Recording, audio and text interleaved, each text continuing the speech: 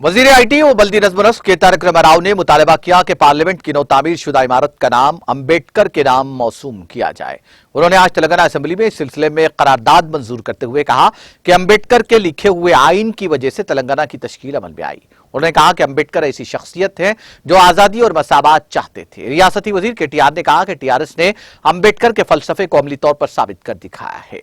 उन्होंने कहा कि अम्बेडकर ने लिसानी गलबा और इलाकाई गलबे की मुखालिफत की थी।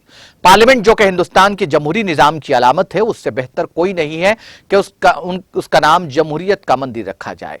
कांग्रेस लीडर भट्टी विक्रमार्का ने कहा कि वो वजीर की तरफ से पेश करदा करारदाद की मुत्तफिका मंजूरी की हिमायत कर रहे हैं। उन्होंने अम्बेडकर की आजादी, मसावात और भाईचारे के साथ कौम की तामीर की ख्वाहिशात को याद दिलाया। उन्होंने इल्जाम लगाया कि इस मुल्क में जो भी आजादाना बात करता है उसे आईटी हमलों की धमकियां दी जाती हैं। उन्होंने तनकीद करते हुए कहा कि इस मुल्क की दौलत सिर्फ चंद तबकात के पास जा रही है। भट्टी ने इल्जाम लगाया कि इस मुल्क में भाईचारा खत्म हो गया है, एक दूसरे के लिए नफरत के हालात पैदा किए जा रहे हैं।